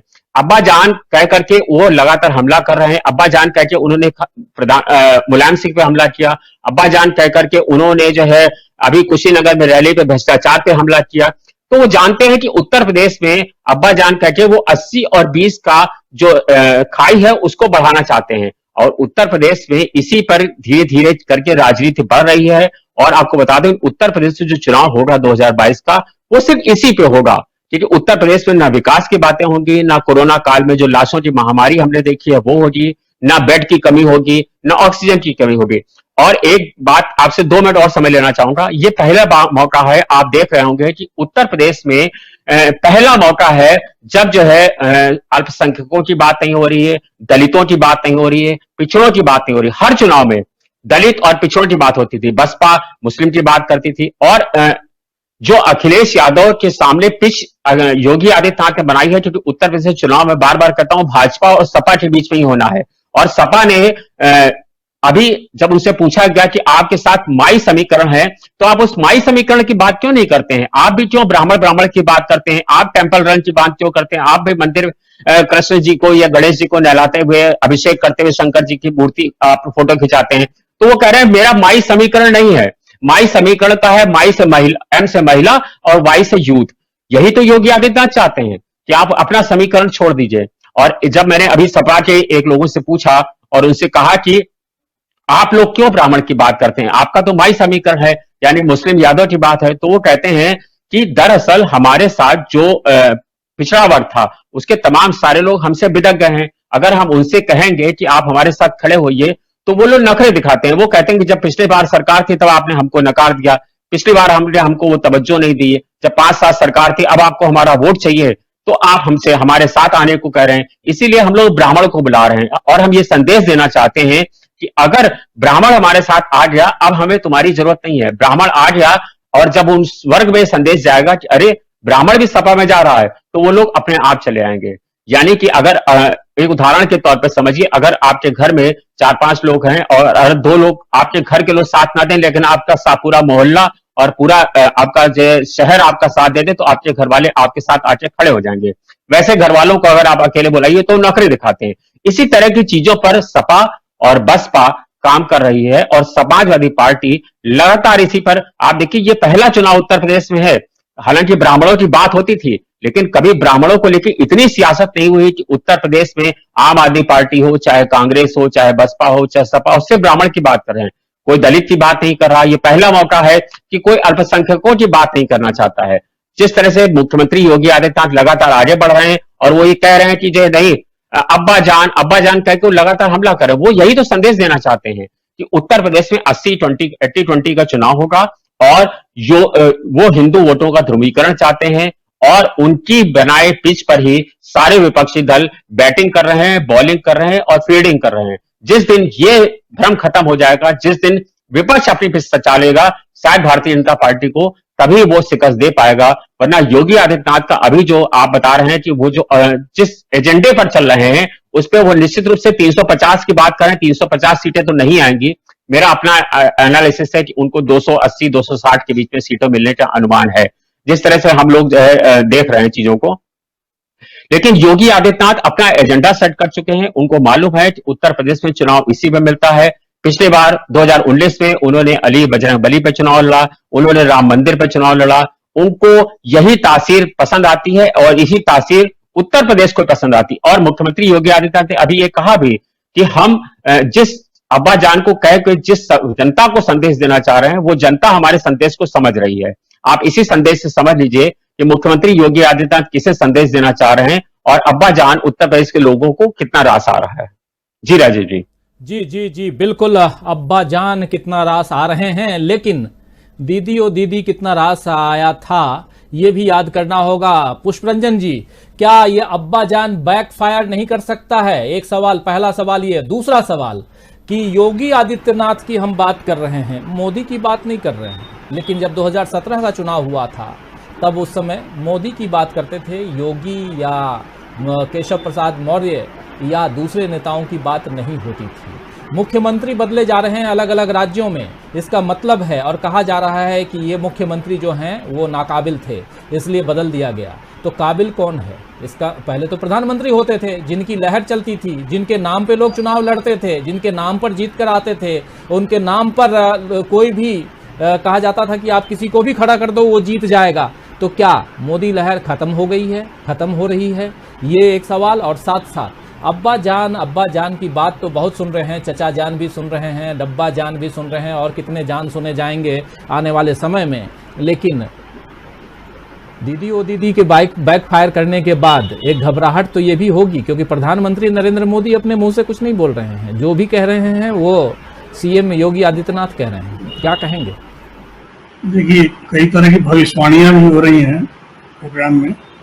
एक भविष्यवाणी अभी हुई है कि वो नितिन गडकरी अगले साल प्रधानमंत्री बनेंगे देश के। तो अगर सिर्फ बोलने से, मोदी जी की आलोचना करने से या उनके कार्यशैली पर कटाक्ष करने से अगर कोई मंत्री अगले साल प्रधानमंत्री बनने की संभावना उसमें हम खोजने लगते हैं, तो उस हिसाब से सुब्रमण्यम स्वामी को इस देश का प्रधानमंत्री जल्द से जल्द बन जाना चाहिए था, क्योंकि सर्वाधिक टिप्पणी, कटाक्ष, सरकार की तरफ उंगली उठाना, वो काम सुब्रमण्यम स्वामी ने किया है। ये एक मेरा ओपिनियन है। भविष्यवाणी से थोड़ा मैं दूर रहता हूँ। किसी की किस्मत अगर बहुत, राजनीति में क्या होता है कि सितारा बुलंद होता है किसी का, योगी आदित्यनाथ का सितारा बुलंद है, इसलिए सब कुछ चल रहा है। तब सितारे, आपको ध्यान होगा एक जमाने में आजम खान हुआ करते थे, उनका सितारा इतना बुलंद था कि पूरी मुस्लिम राजनीति उस सूबे की उन्हीं की मुट्ठी में होती थी। आज वो आजम खान कहाँ है? उस मुस्लिम राजनीति का कौन खिवैया वहां पर होगा? एक जमाने में बुखारी को तोड़ने के लिए आजम खान की मर्जी चली पूरी की पूरी। आजम शहरी विकास मंत्री थे उस दौर में, और वो वहां पर बुखारी अपने दामाद को मंत्री बनवाना चाहते थे। जामा मस्जिद वाले बुखारी की बात कर रहा हूं। उनके दामाद थे उमर अली खान को वो सहारनपुर से चुनाव हार गए, उसमें भी इनकी बहुत बड़ी भूमिका थी। और उसके बाद किसी भी मुस्लिम नेता को उन्होंने टिकने नहीं दिया अपने दौर में। आज की तारीख में सपा के पास दो लोग हैं, एक तो उनके सांसद हैं शफीकुर रहमान बर्क, जिनके बयान को हम लोग पिछले दिन ही सुना था कि किस तरह के बयान उन्होंने दिया कि कोरोना जो बीमारी नहीं है, अजाब है। जो भी गड़बड़ियां हुई हैं, जिस तरह से अत्याचार 7 साल मोदी शासन ने, डबल इंजन की सरकार ने किया है, उसका नतीजा भुगतना पड़ रहा है। ये बयान सपा का एक सांसद देता है जो मुस्लिम नेता है। दूसरे हैं एसटी हसन, वो भी सांसद हैं, उन्होंने भी राष्ट्रगान वो भूल गए कि पिछले 15 अगस्त को, और वो भी उसी तरह से 7 वर्षों की बात की कि शरीयत से जिस तरह से छेड़छाड़ हुई है तो आसमानी आफत आ गई इस देश में। मतलब दोनों के थॉट प्रोसेस एक तरह से ही है। तो सपा को इन चीजों को कैसे वो एडजस्ट करते हैं, क्या करते हैं, ये देखने की आवश्यकता है। गुजरात किस तरह से लिंक करता है, उत्तर प्रदेश से गुजरात कभी अलग नहीं हो सकता, इसलिए कि जब तक आनंदीबेन पटेल है वहां पर, अभी जो भी घमासान वहां पर मचा है अहमदाबाद में, आनंदीबेन पटेल वर्सेस अमित शाह का घमासान था। दरअसल इन्होंने जो पूरा का पूरा बल बदल डाले हैं, उसमें किसका, आनंदीबेन पटेल का अपना दिमाग काम कर रहा था। और उसे जैसे तैसे ढकने लिपापोती की कोशिश हो रही है। तो उत्तर प्रदेश के गर्भ से जो कुछ निकल के गया है, जो बच्चा वहां पर विवाद का बच्चा गुजरात तक, वो फिर बैकफायर करेगा यहाँ पर उत्तर प्रदेश में। और सीधा सीधा हम अगर ये मान के चलें कि एकदम योगी जी सब एकदम दशानन है और सब कुछ उन्हीं की मर्जी से चलेगा, तो कोई भी साइकोलॉजिस्ट जब उन आंकड़ों पे आएगा, जब उन चीजों को देखेगा ध्यान से, तो पता चलेगा कि सपा का जो ट्रैक रिकॉर्ड रहा है, जो उसके वोट प्रतिशत रहे हैं, वो बहुत बड़ा फासला नहीं है अभी भी। लास्ट 2017 में 298 सीट पे सपा लड़ी थी राजीव जी, केवल 47 उसको वोट उनके एमएलए जीत के आए थे, और वोट का प्रतिशत था 21.82। 2002 में इनके 390 सीटों पर लड़े थे, 143 इनके एमएलए चुन के आए थे, और वोट का प्रतिशत था 25.37।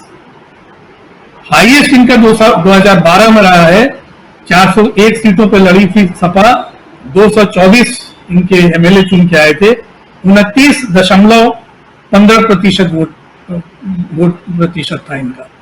यानी 21 और 29 या 25,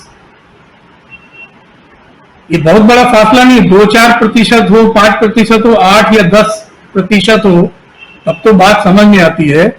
सपा इस पर सीरियस हो जाए, होता कि ये लोग बौरा जाते हैं बहुत जल्दी, उत्साह, अति उत्साह, ओवर कॉन्फिडेंस हो जाता है, जो बिहार में हुआ था। बिहार में भी तेजस्वी यादव एक ऐसा चरण आया उस समय चुनाव का, एक ऐसा माहौल बन गया कि उनको लगा कि अब तो सरकार हमारे बनने जा रही है। हमारे सारे ब्यूरोक्रेट, सारे हमारे कार्यकर्ता जो हैं, वो इतने उत्साह में आ गए, अति उत्साह में सारा कुछ गड़बड़ हो गया। यहां भी लगता है कि ये अति उत्साह में नहीं लाए, एकदम युधिष्ठिर बन के अगर चुनाव लड़ते हैं तो ये सारी भविष्यवाणियां सब कुछ, मुझे नहीं लगता है कि मीडिया से ही चुनाव अगर जीता जाए, अगर तो मीडिया का बहुत बड़ा रोल हो जाता। जमीन पे जो चीजें हैं जो दिख नहीं रही है, हम शायद दिल्ली में बैठे हैं या कोई लखनऊ में बैठा हो या कोई सहारनपुर में बैठा हो, गांव देहात में उत्तर प्रदेश में क्या हो रहा है, उनका लोग कहाँ क्या कर रहे हैं, जरूरी नहीं सब चीजें मीडिया में आ रही हैं। इसलिए हम अभी समय है, कई तरह के उसमें दल जमात के लोग अभी घुसेंगे। प्रतिपक्ष की एकता का प्रश्न भी है उत्तर प्रदेश के पूरे परिदृश्य में, चुनावी परिदृश्य में, कि वहां पर प्रतिपक्ष अगर एक नहीं होता है या दो दो तीन तीन गुट भी एक नहीं होते हैं तो आप पूरे देश में किस तरह की एकता की बात कर रहे हैं। जब जो कलकत्ता के मंच पे या दिल्ली के मंच पे जो दिखाते हैं कि प्रतिपक्ष को एक होना चाहिए, या कहीं किसी घर पे 20 पार्टियों के या 12 पार्टियों के नेता इकट्ठे हो जाते हैं, फिर लगता है अरे पूरा देश हम बदल देंगे। तो उत्तर प्रदेश में क्यों नहीं ऐसा हो रहा है? वो रणनीतिकार क्यों नहीं है जो देखेंगे भाई चलो हम एक कॉम्प्रोमाइज करके आगे बढ़े। जो बंगाल में एक तरह से नहीं भी अगर होता है तब भी ममता बनर्जी ने वो कर दिखाया, जो असेसमेंट सारा मीडिया का असेसमेंट, शायद ही इक्का दुक्का किसी का असेसमेंट जाके वहां पर टिका, लेकिन किसी ने कल्पना नहीं की थी कि कांग्रेस और लेफ्ट जो ज्वाइंट मोर्चा था वो इस तरह से उनका ये हाल हो सकता है कि एक भी सीट नहीं है। उत्तर प्रदेश में मुझे लगता है कॉम्प्लिकेटेड राज्य है और वहां अभी बहुत सारी चीजें प्री मैच्योर है, इसलिए हम एकदम उद्वेलित नहीं हो जाए कि नहीं ये तो होना ही होना है, ऐसा ही होगा। उनकी किस्मत अच्छी है, अब तक उनके सितारे बुलंद हैं कि कोई मोदी जी हिलाते डुलाते जल्दी नहीं है और हिला भी नहीं पाते हैं कई ऐसे दृश्य में। एक छोटा सा एग्जाम्पल दूंगा, 2004 में स्मृति ईरानी चांदनी चौक से चुनाव लड़ रही थी, तो सीन मुझे याद है, हार गई चुनाव कपिल सिब्बल से। हारने के बाद उन्होंने एकदम रूप जो धारण कर लिया अटल बिहारी वाजपेयी की कोठी पे गई और सीधा सीधा कहा कि मोदी को हटाओ, विराट से उनको नहीं रहना चाहिए, और माफी मंगवाई। सबसे पहले उनकी वजह से मैं चुनाव हारी हूं चांदनी चौक में। वाजपेयी लहर और मैं चुनाव हार दूं यहाँ पर, उन पर कार्रवाई की जानी चाहिए। स्मृति ईरानी को जैसे तैसे मनाया गया, शांत किया गया, फिर बाद में उनको राज्यसभा या जहां भी जो भी उनका एडजस्टमेंट हुआ। मगर मोदी जी ने कभी भी बदला लेने की अगर बात होती है तो स्मृति ईरानी को आज की तारीख में कहीं नहीं होना चाहिए था। नरेंद्र मोदी का अपना तरीका है काम करने का, जरूरी नहीं कि सबसे एकदम स्कोर सेटल कर लेते हैं। और योगी आदित्यनाथ से जो कुछ भी माहौल बना, जो कुछ हुआ है, एकदम वो हटा देंगे या ये कर देंगे। योगी आदित्यनाथ को नहीं हटा रहे हैं तो हो सकता है मोदी की अपनी कोई रणनीति होगी या कुछ और भी राजनीतिक कारण हो सकते हैं। जी राजीव जी।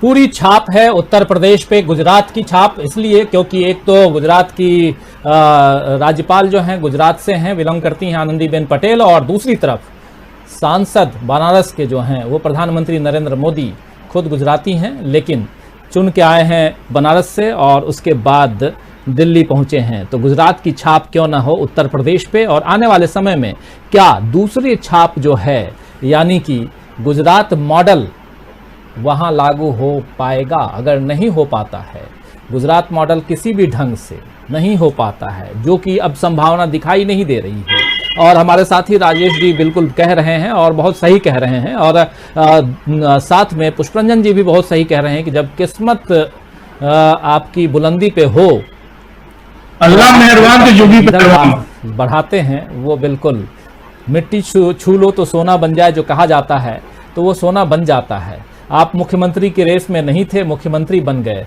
आप हटाए जाने की रेस में आ गए थे, लेकिन आप टिके हुए हैं। जो प्रधानमंत्री नरेंद्र मोदी आपके जन्मदिन पर एक ट्वीट तक नहीं करके बधाई देते हैं, बधाई तक नहीं देते हैं, यानी ट्वीट भी नहीं करते हैं ना बधाई देते हैं, टेलीफोन पे क्या हुआ हम नहीं जानते, लेकिन हाँ प्रधानमंत्री जी तमाम नेताओं को, छोटे बड़े नेताओं को बधाई देते हैं। उसके अलावा फिल्मकारों से लेकर के क्रिकेटर तक और तमाम चीज़ों पे बहुत ही एक्टिव रहते हैं सोशल मीडिया पर, ट्विटर पे। वो योगी आदित्यनाथ के जन्मदिन पर 5 जून को बधाई नहीं देते हैं, लेकिन अब हर मंच से योगी योगी योगी योगी कर रहे हैं। तो क्यों कर रहे हैं? और दूसरी तरफ योगी आदित्यनाथ की भाषा जो है, जो उनकी उनका जो भाषण शैली जो उनकी है, वो बदलते हुए अब जो उनकी अपनी शैली थी वो उन्होंने बदल करके मोदी शैली अपना ली है। अगर आप लोग भाषण देखिए, सुनिए, प्रधानमंत्री नरेंद्र मोदी की शैली, उसी शैली में अब कई बीजेपी के नेता भाषण देने लगे हैं। अमित शाह बिल्कुल डिट्टो वही कोशिश करते हैं, अब योगी आदित्यनाथ भी पिछले दिनों वही कोशिश करने लगे हैं। तो ये क्या चल रहा है अंदर खाने में, ये समझने के लिए आने वाले समय में जितना जो घटनाक्रम होगा, उस घटनाक्रम पर ऐसी चर्चाएं सुननी पड़ेंगी आपको, और उसमें कुछ ना कुछ चीजें निकल कर, क्योंकि हमारे सामने भी बहुत सारे सवाल होते हैं और उन सवालों का जवाब एक दिन में तो नहीं मिलता है।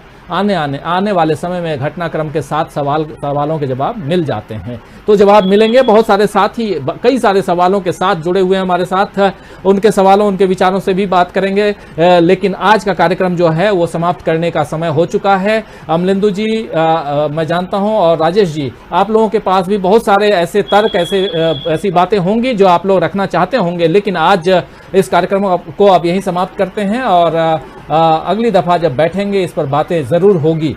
तो पुष्परंजन जी बहुत धन्यवाद आपको, बहुत धन्यवाद राजेश जी आपको, और बहुत धन्यवाद अमलेंदु जी आपको कि आप तीनों ने इस चर्चा के लिए वक्त निकाला और अपने विचारों को रखा, और आपके विचारों से हमारे दर्शक, हमारे साथी और मैं खुद आप लोगों के विचारों से अवगत हुआ। इसके लिए बहुत बहुत धन्यवाद आप तीनों को।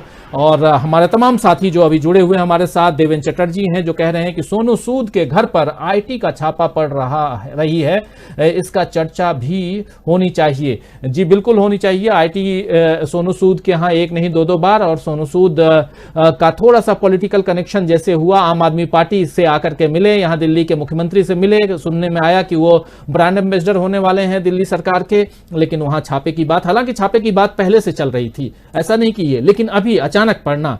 तो आप जानते हैं, संगीता गौड़ लिख रही हैं कि पत्रकारिता तो बहुत से लोग दिखाते हैं, लेकिन सच्ची पत्रकारिता डीबी लाइव जैसा कोई नहीं है। संगीता जी बहुत तहे दिल से शुक्रिया अदा करता हूं आपको, बहुत दिल की गहराई से धन्यवाद देता हूं आपको कि आप हमें देखती हैं, सुनती हैं और आप सराहती हैं, इसके लिए बहुत धन्यवाद आपको। बद्री विशाल जी बहुत दिनों बाद दिखाई दे रहे हैं, बीच बीच में दिखाई देते हैं, लेकिन गुड नाइट आप सभी महानुभावों को लिख रहे हैं। बद्री विशाल जी आपको भी गुड नाइट। नसीम अंसारी भी हैं हमारे साथ में, फिर अब्दुल जब्बार भी हमारे साथ में, तस्लीम खान जुड़े हुए हैं, YRV हमारे साथ कह रहे हैं हर धर्म एक दूसरे का दुश्मन हो गया है 7 साल में। जुबेर खान कह रहे हैं कि राजीव जी देश को बर्बाद और क्या है, बीजेपी के लोगों ने गुटों में बांट दिया है, धर्म के नाम पर राजनीति करती है। असलम भाई लिखते हैं, असलम चिश्ती लिखते हैं कि इस वक्त पूरे मुल्क की स्थिति अत्यंत भयावह है, प्रजातंत्र, संवैधानिक संस्था, संविधान, शासन, प्रशासन कहने सुनने के लिए रह गया है बस। बिल्कुल सही कह रहे हैं। और जुबेर खान सलाम कह रहे हैं तमाम साथियों को। यासीन अंसारी कह रहे हैं कि both Modi ji and Yogi ji don't like each other internally but they don't show in public. बिल्कुल, ये बात मैं भी आपकी बात से सहमत हूं, थोड़ी बहुत मुझे भी ऐसा लगता है कि दोनों एक दूसरे को पसंद नहीं करते, लेकिन राजनीति में बहुत सारी चीजें दिखाने के लिए होती हैं। वो जो मैं अभी थोड़ी देर पहले कह रहा था कि हाथी के खाने के दांत कुछ और, दिखाने के दांत कुछ और होते हैं, तो राजनीति में भी बहुत कमोबेश यही होता है। देवेंद्र चटर्जी लिख रहे हैं I love dB live, good night. फिर मोहम्मद नदीम सबका विश्वास करके सबकी जासूसी करना लिख रहे हैं। जुबेर आपका चैनल रोजाना देखता हूं, जुबेर खान कह रहे हैं बहुत धन्यवाद। आदित्य आनंद लिख रहे हैं यूपी में बीजेपी 100 सीट भी नहीं जीत पाएगी, आपको क्या लगता है? जिस प्रकार की स्थिति आज की तारीख में है उसमें बहुत कुछ कहना तो अभी मुश्किल है, लेकिन हम लोग जो हर महीने अपना सर्वे कर रहे हैं, लगातार ओपिनियन पोल दिखा भी रहे हैं आप लोगों के बीच में, उस आधार पर बीजेपी 200 तो नहीं जा रही, मतलब 150 के लगभग अभी तक जाती हुई दिखाई दे रही है। आने वाले समय में क्या कुछ होगा ये देखना होगा। मदीना का मुसाफिर कह रहे हैं बहुत धन्यवाद, good night, all the best लिख रहे हैं। मोहम्मद अहमद कह रहे हैं मुंबई महाराष्ट्र से live, best news channel DV live, बहुत धन्यवाद। फिर लता भिंडगारडाइब जो है वो कह रहे हैं आप सबको गुड नाइट दोस्तों, आपको भी गुड नाइट लता जी।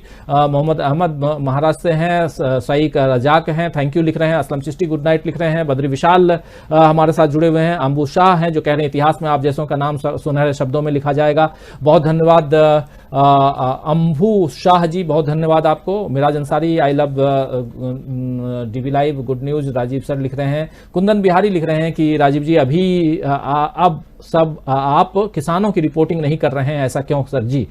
कल किसानों के आंदोलन नहीं बल्कि किसानों का जो ये 3 कानून है वो पास कल के दिन यानी 17 सितंबर को हुआ था, उसके साल भर पूरे हो रहे हैं और कल हम किसानों पे चर्चा करेंगे। बिल्कुल आपसे वादा कुंदन जी कि किसानों की चर्चा कल होगी, क्योंकि साल भर और कल प्रधानमंत्री नरेंद्र मोदी का जन्मदिन भी है और कल बेरोजगारी दिवस भी मनाया जा रहा है। बेरोजगार युवा जो हैं वो बेरोजगार दिवस मना रहे हैं। तो कल बहुत सारी बातें, बहुत घटनाक्रम है। कल शाम 7 बजे आप जरूर आइए और हम लोग बहुत सारी बातें करेंगे। मोहम्मद अनुराग अंसारी हैं जो कह रहे हैं आपका सर्वे और चैनल बहुत ज्यादा अच्छा है। बहुत धन्यवाद अनुराग अंसारी जी आपको।